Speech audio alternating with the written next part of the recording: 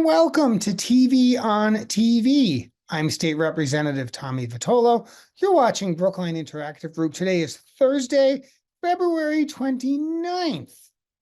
And we have a great show for you today. Our guest is Michael A. Burstein. He is the chair of the Brookline Public Library Trustees.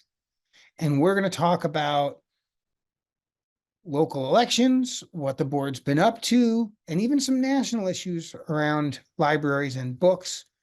It's a great interview recorded about a week ago. But before we get to that, of course, we begin with the news. The United States Congress has until Friday, March 1st, to pass a handful of fiscal year 2024 spending bills before the federal government goes into a partial shutdown. Top leaders in both parties met with President Biden earlier this week to discuss spending levels and agreeing to the need to avoid a shutdown. U.S. Senator Tammy Duckworth will introduce a bill this week to protect the right to IVF treatments in response to a recent Supreme Court of Alabama ruling that frozen embryos have the same rights as children. Republicans are expected to vote the Duckworth bill down, asserting that the issue should be left to the states. The Supreme Court will hear arguments in a case that could determine whether bump stocks will be allowed on the civilian market. The case could also determine if the Bureau of Alcohol, Tobacco, Firearms, and Explosives can regulate other weapons and accessories like pistol braces and homemade firearms, commonly known as ghost guns. Early voting in Massachusetts began Saturday, February 24th, ahead of the Super Tuesday primary on March 5th. Also found on primary ballots in Massachusetts are elections for party personnel, such as town committee and state committee person.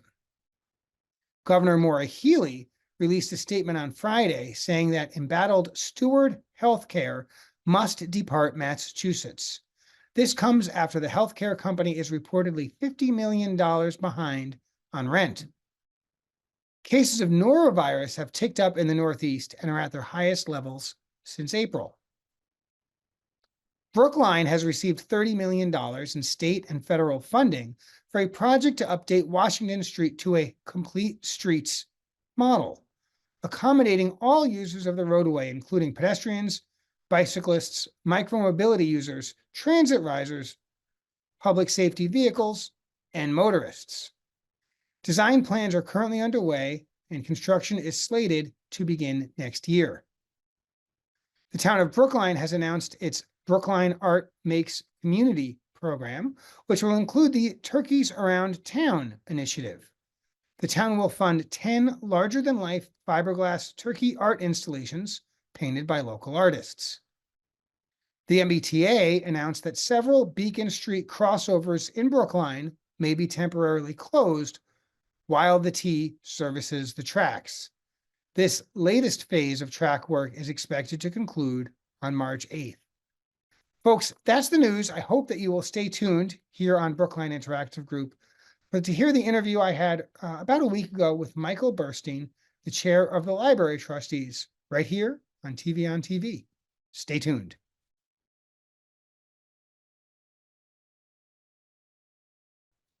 And we're back with our featured guest of the week, Michael A. Burstein. Michael is a lot of things to a lot of people. He is an author. He is an editor. He is the chair of the Library Trustees. Michael, thanks for coming on the show. Thank you. It's always great to be on your show and to talk to you and to everyone in Brookline. And so, the first question is the same for everybody. What have you been doing your whole life? Tell us about yourself. What's going on? Well, it's kind of I could go on and on and on about that. But anyway, as you said, I'm an author and an editor.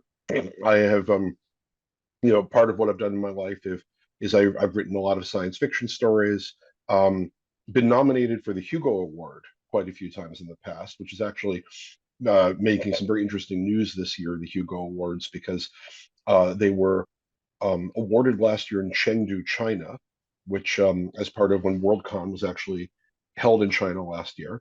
And there's been some interesting controversy that your viewers can go and look up and find out about, that apparently there were a few works were disqualified, and it seems like they were disqualified because some members of the Hugo Committee decided that it would be difficult for certain works to be publicized in China. I'm just going to leave it at that. There's plenty. It's one of these weird things that I'm part of this, science fiction subculture, and now this whole thing is showing up in the New York Times, and we've also heard rumors because it had to do with China and science fiction that it's shown up in the president's daily brief. So I'll leave it at that. But I will point out that as an editor, I had this book come out last year in 2023, Jewish Futures. I put together a anthology of stories by other people, Jewish science fiction. We actually did an event at Brookline Booksmith, and we're doing a second book, um, which will hopefully be out by the end of the year. Jewish Futures 2 is the current working title. But besides being a writer and an editor and a resident of Brookline, I have a family. I've got two daughters, twins who are 14 years old. I'm also, as you mentioned, chair of the Library Trustees here in Brookline. I've been involved in Brookline town government for quite some time. In 2001, I ran for town meeting, and I have been in town meeting consistently since then. So I've been in town meeting for over 20 years, which is a long time to be involved in our local government. But in 2004, I ran for library trustee. And this is one of these things that not everybody is aware of in possibly, in Brookline or around Massachusetts, but public libraries all over the United States have usually have a library director, a person who runs the library, but that person in the library itself are overseen by a board of trustees. And depending on where you live, this board of trustees might be appointed by a mayor. The board of trustees might actually be what's called self-appointed, meaning that the current board, when somebody decides to leave, the remaining members pick a new member of the community to be on the board. But here in Brookline, we actually are a bit more democratic than that with our library trustees. We have many boards and commissions in Brookline. Most of them are appointed by the select board, the people who are, serve as our executive branch or sort of in charge of our town government. But the library trustees, we're all elected directly by the people of Brookline. And we have a board of 12 members. There are 12 library trustees in the town who are tasked with overseeing the library. We set library policy. We hire the director of the library. We advocate for the library and for the library budget. And every year, four of us are up for reelection. Or, well, I should say, is that every year, four trustees, four seats are open for a 3-year term. And it's staggered that way, so there's some continuity on the board.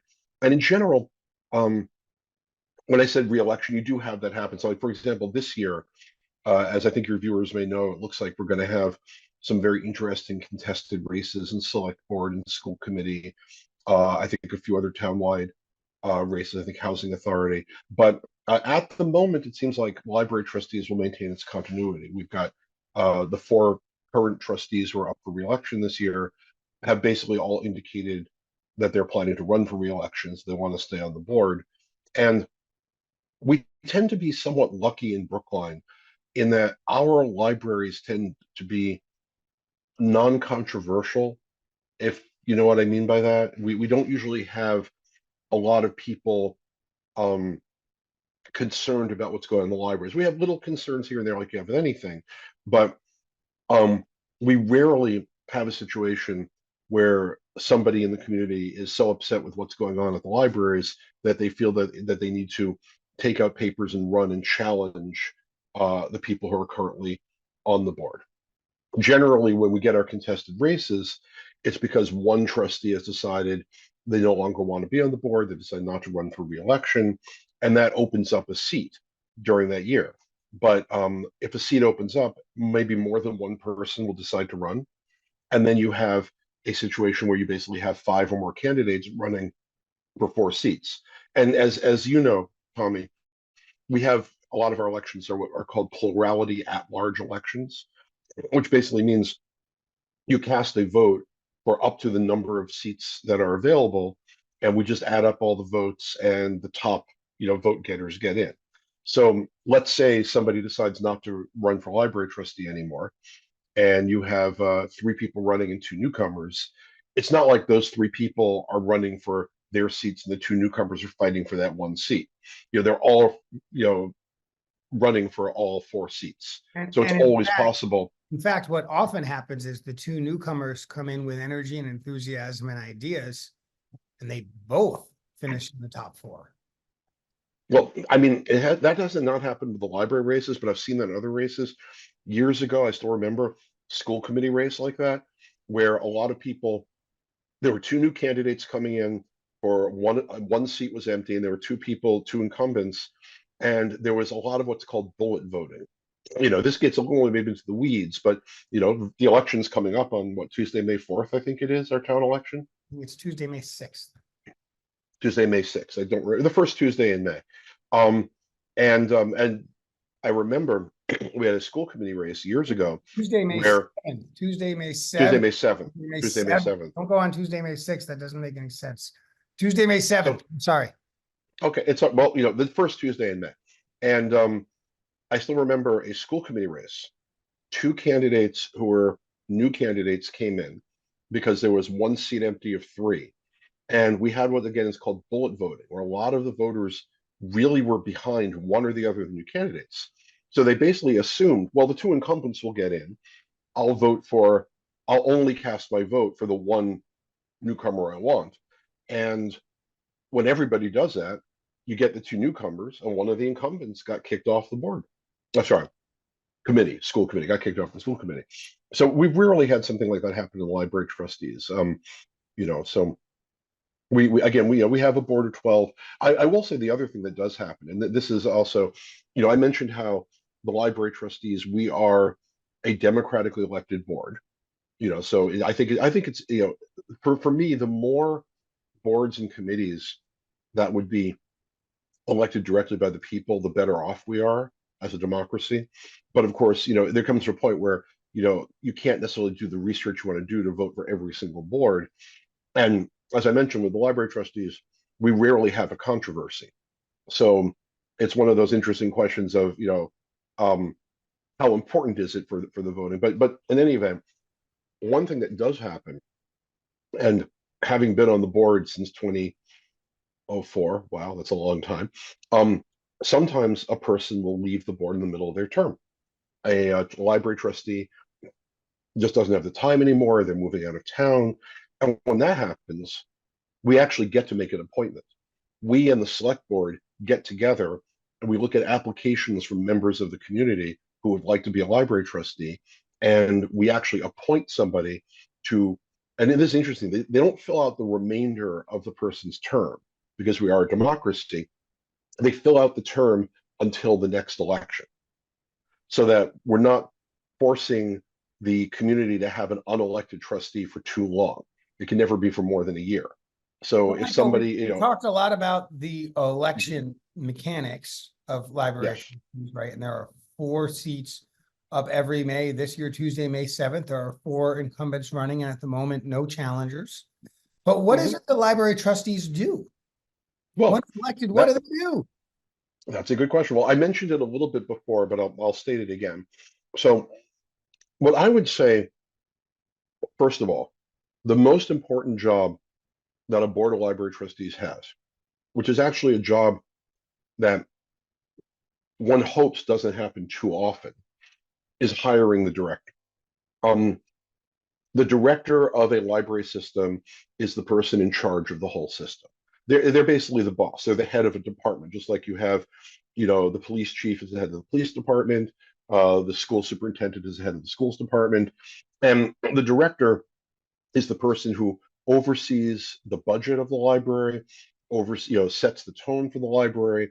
All of everybody in the library who works there, the entire staff basically reports to the director. The director has to hire all the people who work at the library, and I mean, some people there's a reporting structure, but the director really sets the tone.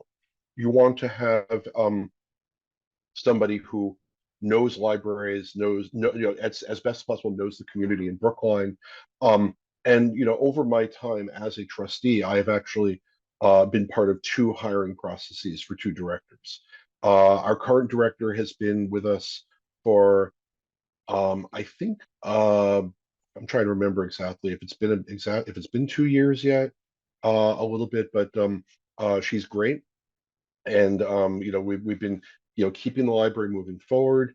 But again, that's all talking about the director, but that's one of the big responsibilities of the trustees. We have to make sure that everything that we have a director, everything's set for the director. We also set library policy. So if we want to have policies about, let's say, there's a collections development policy, and this is recommended to us by the director, but we have to vote on it. We recently were having some discussions and voting on policies about minors in the library, how young a patron can be without necessarily being attended to by their parents. Um, we we have other policies.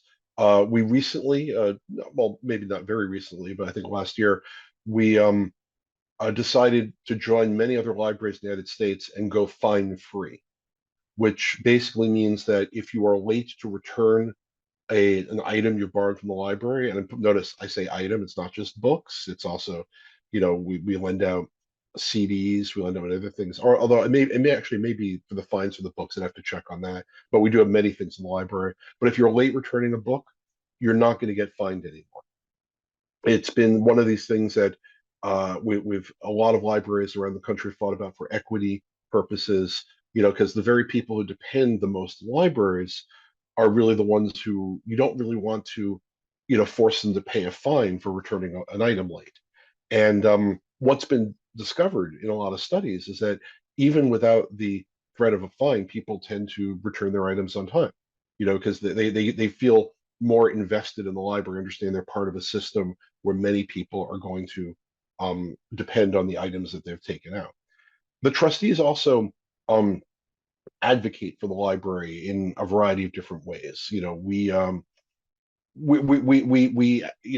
push for the library's budget every year. Every year the town has a budgeting process, and every department head puts together a budget that they're going to bring through. It goes through a whole process where first we have a town advisory committee. It's sort of like a finance committee. It's really the one that proposes, brings the budget as a motion to our elected town meeting every year. And we go through their subcommittee and their committee to say, here's the money that we want for the library, and here's why we think we should have this money, and here's what good things we're going to do for your library if you let us do this. And we also go to the select board and we make the same arguments. In the end, the budget goes to town meeting, and town meeting generally approves the budget. And there are times when we're sometimes fighting for things. A lot of patrons in Brookline, I think people are now used to the idea that you take your book, you don't have to go to the desk. You can go to these machines where you just put a stack of books down on it, and it pings these RFID stickers that are inside the books, and you take your books with you. It's a very fast process. Uh, I don't know, year about was it how many years ago was it? Oh God, over 10 years ago, we had to fight for this system, because we had put it in our what's called the capital improvements plan. Every town department says, in 5, 6 years, we're going to want to spend extra money than usual to do a certain project. And generally these things get approved. But our desire as the library trustees to implement a system like this ended up coinciding with the recession. So there was a fight in town meeting that we really wanted to do this. And we prevailed in 2 votes, and have actually, since then, I have lived to have people who are voting against this come up to me and tell me they were wrong, that they're glad that we did institute this system. But that's just one example of advocating for the library. We um let me think, policy advocating. I think I've hit on some of the big things that we do. I mean on a nuts and bolts level, the trustees meet once a month. We usually meet the second Tuesday of the month. We have a full board meeting. The director gives a report, tells us what's going on in the libraries. Is there something that we need to know about? Do we need to renovate a building? Do we need to build a new building? Do we need to um, discuss, various policies and things? We also try to do, we have a bunch of committees, and we try to do a few other things. So, for example, as I hope all of our patrons know, the library provides a lot of programming across all sorts of interests and ages, and topics all over the year. But the trustees, we actually also try to advocate for our own programs. So generally, I'm not sure. I think we've done this for a few years, but we have a programming committee. We have we've had a townwide read, a Brookline reads, where we try to bring in the author, have the whole town read a book, do events that are focused on that. We've brought in authors to do events, that are sponsored by the trustees over the years. And I still remember when the pandemic hit, that was one of the major problems. We could not keep the libraries open to the public because we were worried about spreading disease. But we kept reserves going so people could get their books, and we switched to a lot of online programming. And I think now we tend to have a lot of hybrid programming and things like that. And not all of this is something the trustees do, but it is something that the trustees were supporting and pushing forward. So how would patrons learn about the program? I'm sure there's 3 libraries, right? There's a lot of things going on all the time. What's the The best, way to what's the best way the for people? way to Okay, sorry. I know I'm interrupting you, but I'm jumping on. The way to learn about what's going on at the library, we have so many venues to how you can find out. First of all, we have a website, Brookline Library dot. It's either .org or .com, but one of you will take you to the other one. Um, just has on our website all this information about what programming we're doing. You follow that off with we have a newsletter. An email newsletter goes out every Monday. You go to the website, you click on the link to sign up for the newsletter, and you'll get the newsletter, and that will tell you what's going on at the library. We also have social media. We have a page on Facebook. You can follow us on Facebook. You can follow us on Instagram. Um, I'm trying to remember. I don't think we're keeping up on Twitter or what is now called X anymore. I'd have to check on that. I apologize for not remembering all these things. I focus on Facebook and Instagram. That's the places where I mostly am for social media. But the key thing is that we do have all these venues and ways to let people know what's going on. And if you go into any of the libraries, we have signs and things posted everywhere to let you know what's going on. We sometimes have made bookmarks and things that you put in there. There are many ways to find out what's going on in the libraries. I will say that one thing I am amused, I guess I don't know if amused is the word, but maybe frustrated is better, is that despite all these channels in which we do get information out to the public, invariably we have somebody who will tell us they missed something.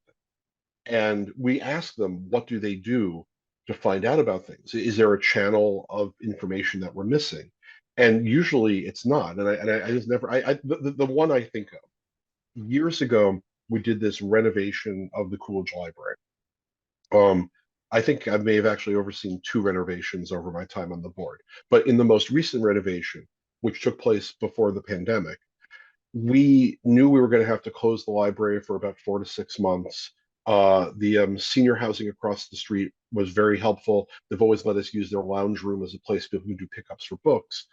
But we literally for like 6 months before we were going to close the library, we had announcements, we had signs, we put it in bookmarks and books, we did everything. Literally the day before we were closing, we had a patron who came into the Coolidge Library who said, "How is it that you're closing for 6 months or 4 to 6 months? Well, you're just doing this? You didn't tell us." And we're like, "No, no, no. There's been a sign here. There's been this here." And then she says, "I come to this library every day, and I've never seen an announcement about how you're going to be renovating the library."